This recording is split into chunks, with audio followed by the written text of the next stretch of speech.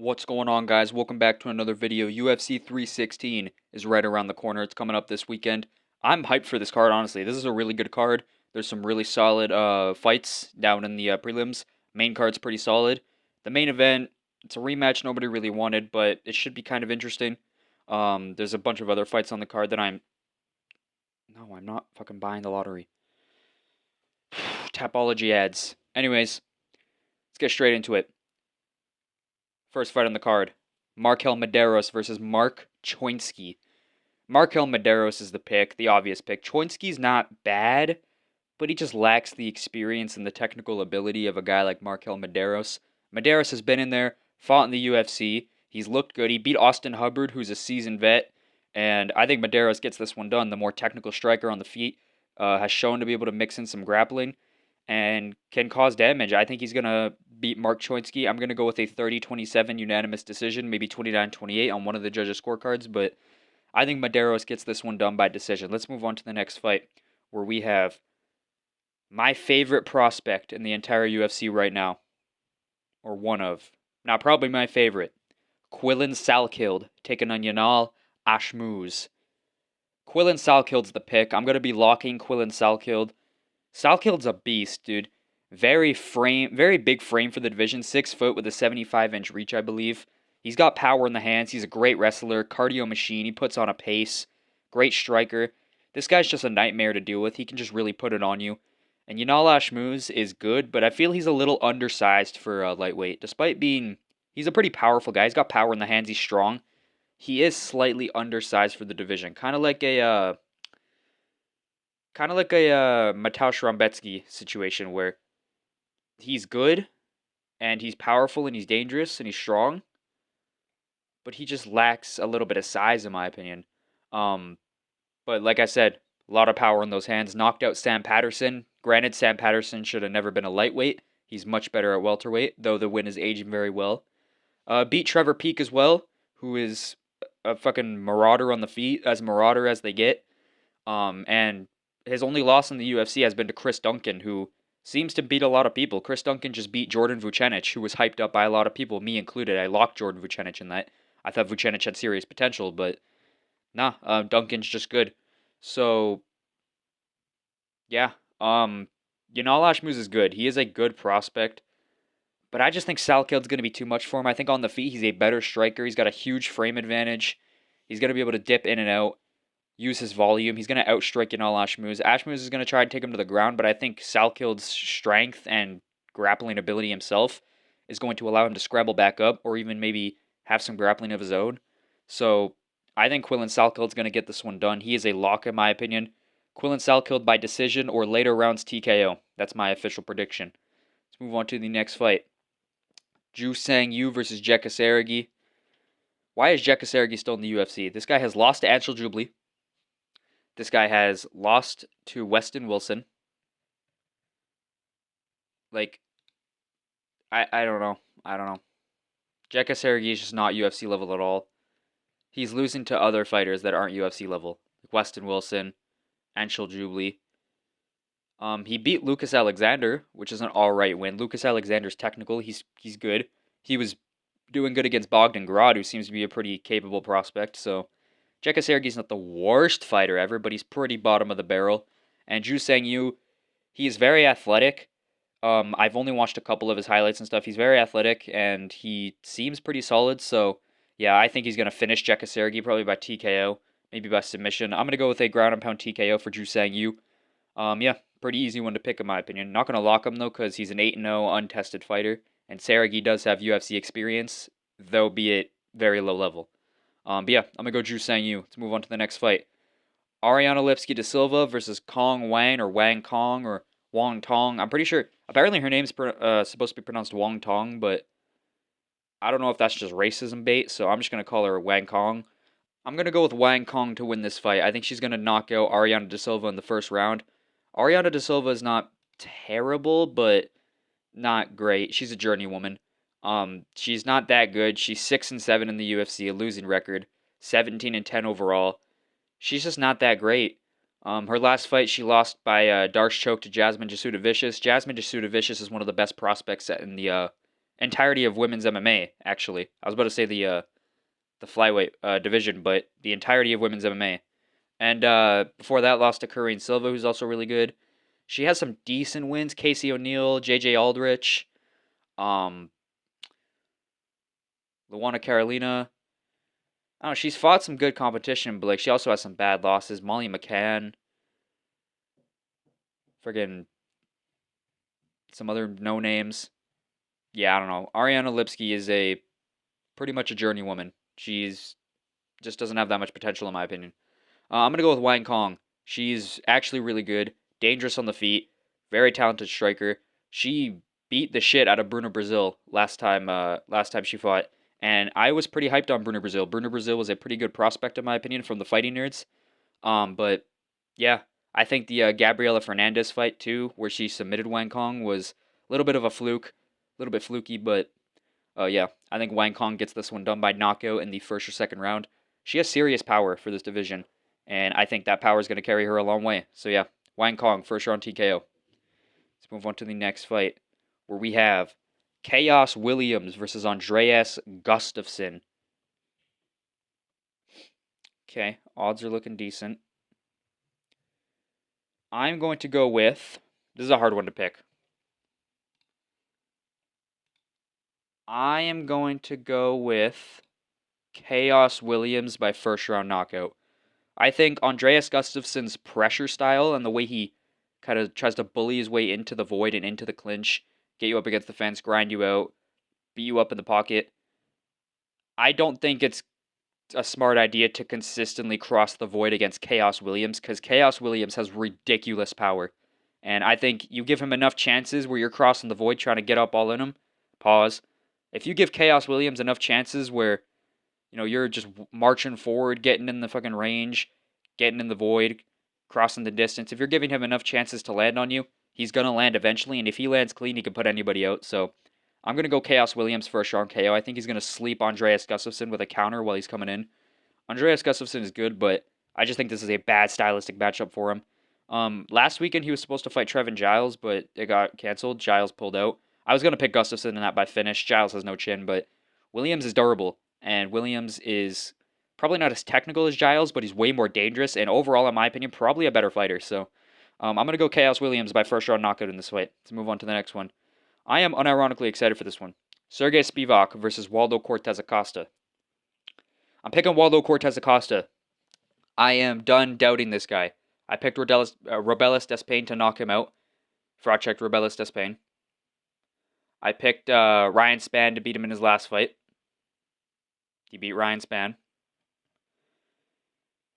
Yeah, this guy just continues to beat people, and I keep getting his fights wrong. I got the Robelis fight wrong. I got the Spann fight wrong. I made Ryan Spann a lock. Don't ask why. You can go back and rewatch the video, but Cortez Acosta's good. He's got good hand speed, good boxing, deceptively fast. I will say that, deceptively fast. I think on the feet, Spivak is kind of cooked. Spivak has terrible striking. He got pretty much knocked out by Jalton Almeida in his last fight, or rocked pretty bad and then ground and pound TKO'd. Spivak's striking is just not good. He's bad defensively. He doesn't respond well to getting hit clean. And I think Cortez Acosta can get on the inside, box him up with the hands. And I think his takedown defense is definitely good enough, even though Spivak is hard, man. Spivak is a really good grappler. He submitted Marcin Tybura, which I don't. Marcin Tybura. He's a great fighter. Marcin Tybura is actually really fucking good. He just beat Mick Parkin, who I always said was overrated. I picked Tybura in that fight. It was a close fight, but Tybura did win in my opinion. And dude, Tybura, this guy just went out there, Spivak. He went out there and just out-grappled Tybura and armbarred him in the first round, which is very impressive. Tybura, if this fight ends up on the ground, I think Tybura is going to sub Waldo. But I think Waldo is good enough to keep this on the feet, and I think he's eventually going to find the TKO on Sergey Spivak. He's got deceptive hand speed. He doesn't really have that much power. It's just he's quick with his hands. So it kind of makes it seem like he has power because these plotty heavyweights just get finished by hand speed. Dude, this guy's good, man. Waldo Cortez Acosta. I think he's going to TKO Sergey Spivak in the second or third round. I think he's going to put a pace on him. Spivak does not have the necessary things that I think are weaknesses to Costa, like the leg kicks. I think Costa has a bit of a weakness to leg kicks, but you're not going to be receiving any heavy leg kicks from Sergey Spivak. So, yeah. And also, I don't just think he's going to get a body lock and maul him on the ground and submit him. Though if this fight ends up on the ground too long, I do think Spivak finds the sub. But if it stays on the feet, which I think it will, Waldo is going to piece up Spivak and find the finish, or just beat him up to a decision, box his head off. Spivak does not do well with more athletic guys with power. Jalton Almeida, Cyril Gahn, Tom Aspinall, the more athletic guys with the power. Waldo Cortez Acosta is definitely not as athletic as any of those guys, but I'd say he has more power than Jalton Almeida, probably more power than Cyril Gahn as well. Though he's not as technical, he's still athletic. He has deceptive hand speed. He moves around well. He's got good footwork. I think Spivak struggles with those guys, so I think Spivak's going to get either TKO'd or boxed up to a decision here. So yeah, Waldo Cortez Acosta TKO is the pick. Next fight on the card, Azamat Murzakanov versus Brenson Ribeiro. The pick is Azamat Murzakanov. I'm picking him by first round knockout. Fast. Deceptively fast. I keep saying that. I said that about Costa as well. If Costa isn't deceptively fast, Azamat Murzakanov is the definition of deceptively fast. You look at this guy. He looks like a fucking taxi driver. He looks like he'd pick you up in your, hey man, you Uber. I am here for Uber, man. He looks like you get in his Uber and he'd take you to your destination and you'd give him like a $5 tip. And you'd be like, thank you, bro. I feed my family now. Buy potato. But Murzakanov is a killer. He is very fast. Fast footwork, fast hands, dangerous power. He was originally scheduled to fight Johnny Walker. I'm glad Johnny Walker pulled out. He was going to get fucking annihilated. Ribeiro is a little bit less chinny than Johnny Walker, but still chinny and not as good at fighting. So I'm going to go with Murzakanov. I think Ribeiro's going to be trying to manage the distance. He's big and athletic for the division, but Mirzakanov's going to find his way across the distance and blitz him with a 1-2 or a nasty overhand or something. And I think he's going to put Ribeiro out cold brutally in the first round. So yeah, Mirzakanov's one of my locks. He's 14-0.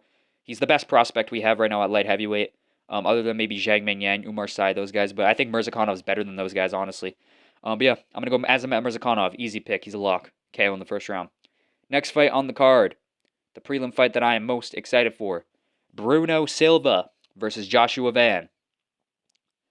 Ladies and gentlemen, I'm going with Joshua Van to win this fight by decision. Van is just the better striker and better boxer. I think the volume, the technical ability, he's going to overwhelm Bruno Silva. We've seen Bruno Silva get overwhelmed before by high volume, high octane strikers. Guys like Manel Kopp. Is there any other examples? Manel Kopp. I don't know. Manel Kopp. But Manel Kopp, he does have a lot more power than Van, but I think Van is a better boxer. And I think Van's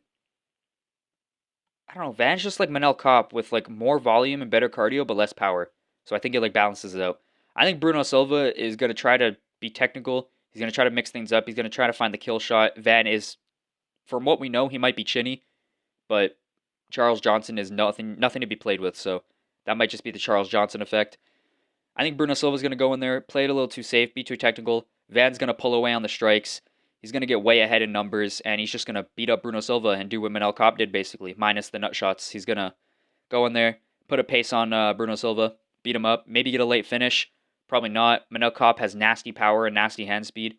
I don't think Van has the same finishing potential as Kopp, but I think Van gets this one done by decision. I think Van's going to go in there and beat him up. Simple as it is. Van has just nasty output boxing. He's a nasty volume striker. He's one of my favorite prospects at flyweight. He is just the Manel Kopp of this division. I'm really hoping sometime in the future we get Joshua Van versus Loney Kavanagh when they're both like developed prospects or developed contenders. That would be a fucking banger of a fight. Right now, if they fought, honestly, I think I'd lean Kavanagh knockout. I think he has a little too much power for Van, and Van struggles with guys that can really just get on the inside and crack him. We've seen Van get like rocked and hurt multiple times in his fights. I think Kavanagh's a guy that can finish the job. Why am I talking about a completely different fight? I don't know. Tell me that fight wouldn't be sick though. I'd be rooting for Josh Van, but who knows? But yeah. Anyways, back to this fight. I think Josh Van would fucking. I think Josh Van's gonna beat the shit out of Bruno Silva. I think he's gonna do what Manel Kopp did, but a little bit more volume, but less power. That's what I think is gonna happen. So yeah, Bruno Silva in for another beatdown, and Joshua Van's gonna move up the rankings. Joshua Van's good, man. He's good. He's really good, man. Anyways, next fight, moving up to the main card. Vicente Luque versus Kevin Holland. I'm gonna risk it. I'm going with Kevin Holland. I'm going with Kevin Holland by knockout in the first round. I don't think Luque is himself. He's just not. This is a shell of Luque. This is the ghost of Vicente Luque. He's not anywhere near what he used to be. His durability sucks now. He can't take punishment. And with a guy like Holland, who's rangy, he's gonna be bouncing around, light him up with 1-2s. Luque's plottier than he's ever been. His footwork isn't looking as good. He doesn't look as powerful. Yes, I know he's coming off that submission over Themba Garimbo. But like, are we serious right now? Themba Garimbo is not as good as Kevin Holland. I know that's crazy to say because Kevin Holland is a journeyman at best. But Themba Garimbo is unironically a worse fighter than Kevin Holland. Like, what does Themba Garimbo have over Kevin Holland? Holland's a faster, more dangerous striker, a better submission threat, and his frame's harder to deal with. I think Kevin Holland's a much harder fighter to beat than Themba Garimbo. So I think Luque, he's too plotty now. He doesn't have the same movement he used to. He doesn't have the same power. He doesn't have the same grit. He breaks too easily, in my opinion. I think Holland can hurt him bad in the first round with some rangy right hands. Holland has nasty power when he really lands. He's accurate too. I think he's going to hurt Vicente Luque. Maybe hit him with the clinch with some knees. The only worry I have is Holland slips up and falls into like a Darce choke or something. But at 170, Holland only loses to the elites. Hamza Chimaev, Jack Della Maddalena, Michael Venom Page, Wonderboy. All those guys are much higher level than this current version of Luque. Even Prime Luque, let alone this version of Luque. I just think Luque is too plotty, too much of a reach and height disadvantage. He's not going to knock out Kevin Holland. Kevin Holland is unchinnable. I'm not going to lie to you. And I don't see a submission happening. That's the most likely way for Luque to win, but I think at 170, Holland scrambles in submission, like, survivability. He's only been submitted by one person at 170, which is Hamzat Chimaev. And Luque is not Hamzat Chimaev. So, yeah, I'm going to go Kevin Holland by either knockout in the first round or a pretty clear decision. I think he's going to put a pace on Luque and kind of beat him. Luque's plotty, doesn't have the same durability he used to. He's going to get beat up. He's going to get dropped a couple times. And I think we're going to see win streak Holland on this one. And hopefully next, he doesn't get offered fucking Bo Nickel up at middleweight. But yeah, Kevin Holland is going to win this fight. Let's move on to the next one. Another fight I'm super hyped for. Mario Batista versus Patchy Mix. I'm going with Patchy Mix by submission. I think Patchy Mix is actually the real deal. He's got nasty grappling. He's got a big frame for the division. He's huge. He's just dangerous, really. And Mario Batista's good. He's got that pressure style. His game plan, he goes in there, pressures you with awkward striking, looks for the takedowns, just works to drain you and drain your gas tank. Mario Batista on the feet, he doesn't have the power or the danger to really put Patchy Mix in trouble. Mix is going to be able to work on the feet, even though I think Batista's a more technical striker. It's not like Batista's this fucking kickboxing maestro. He's decent on the feet, but I think the striking exchanges will be pretty, they'll be pretty even. I think Mix might even have a slight power advantage, especially in the knees and stuff. Mix has nasty knees. And Batista, if his game plan is to go in there and just look for the takedowns and try to smudge him, Patchy Mix is gonna wrap up a sub if he does that too often. Batista's not going to be able to safely just look for the takedown without getting wrapped up in some type of submission. Patchy Mix is too dangerous on the ground, too much of a threat overall. On the feet, it's going to be competitive. Even if it stays on the feet the whole time, I could see Mix winning with some big moments. Maybe he drops Batista with a knee. Maybe his striking has improved a lot. Maybe he can piece up Batista. I just see Patchy Mix as this really, really good fighter. I think the only people in the division that can beat him are the top of the top, right? Guys like Peter Yan, Umar, Sean O'Malley, Marab, guys like that. Even like he would give Sadhagen and Peter Yan tough fights. I'm not even gonna lie. He would give those guys hard matchups. Um, but yeah, I'm going Patchy Mix by submission, probably second or third round. I think Batista in the first round is going to try to look for the striking. He's going to be kind of up on the numbers because he's a volume striker.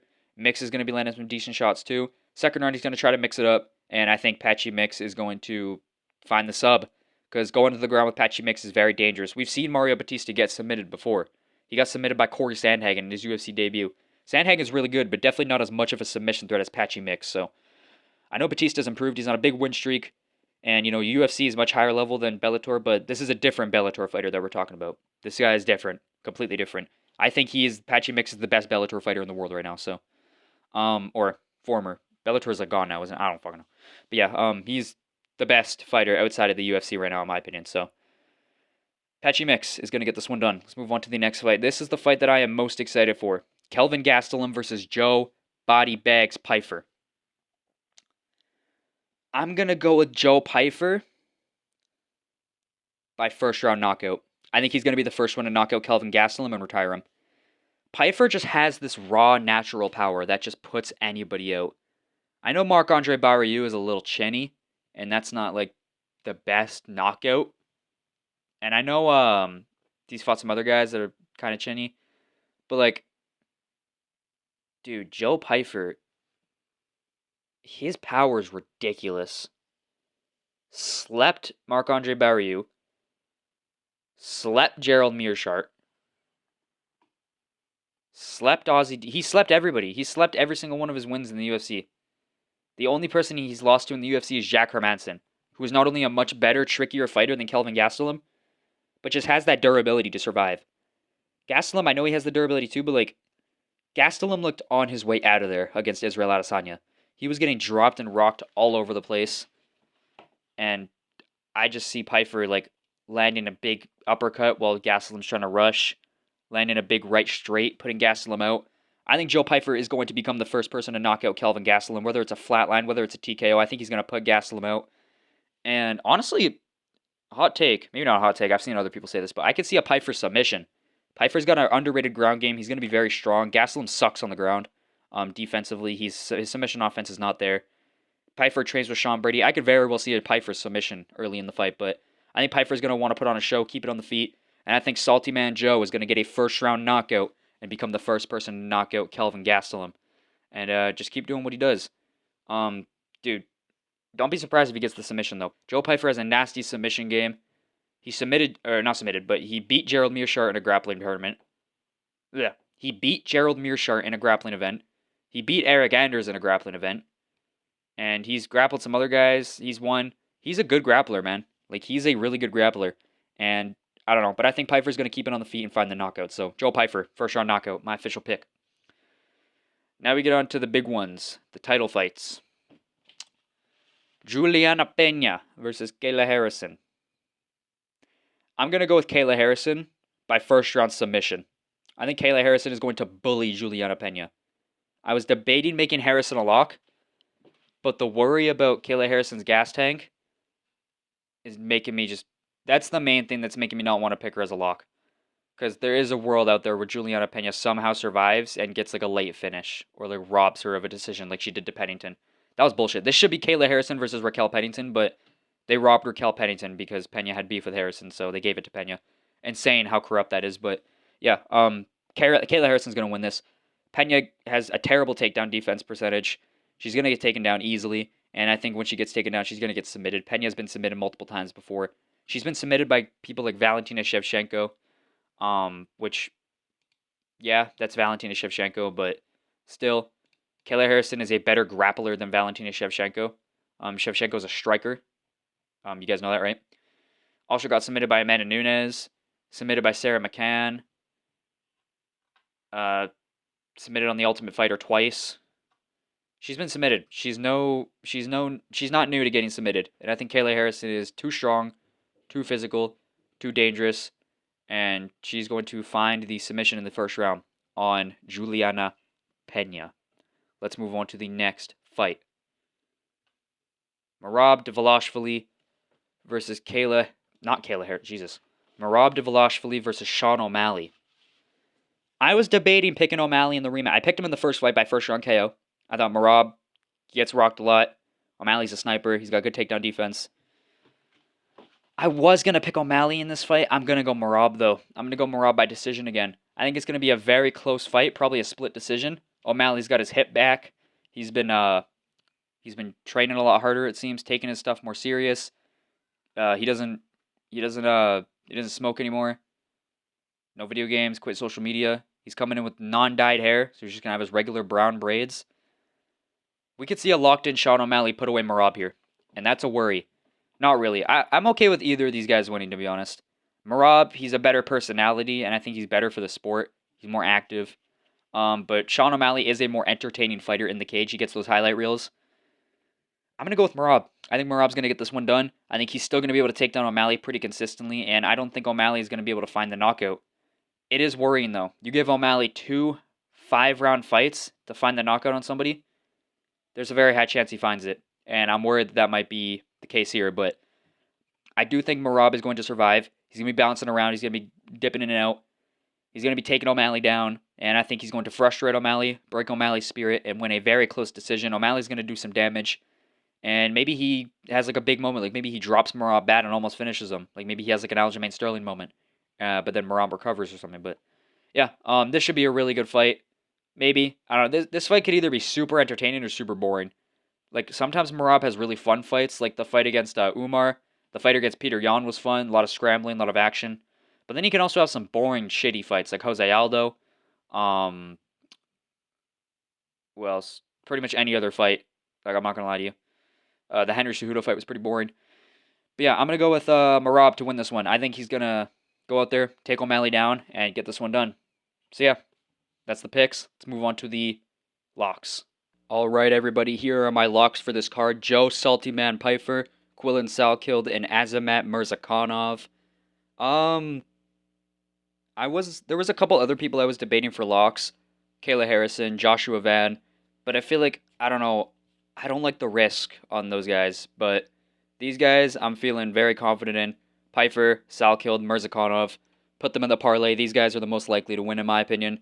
Salkilled, honestly, probably shouldn't be on here. I think he's gonna win, but a lock, I don't know. I'm pretty much just locking him because I really like him and I really want him to win. So I'm locking him. But yeah, Quillen Salkilled, Azamat Mirzakhanov, Joe Pfeiffer. Those are my lock picks. Hope you guys enjoyed the video. See you guys in the next one. Peace.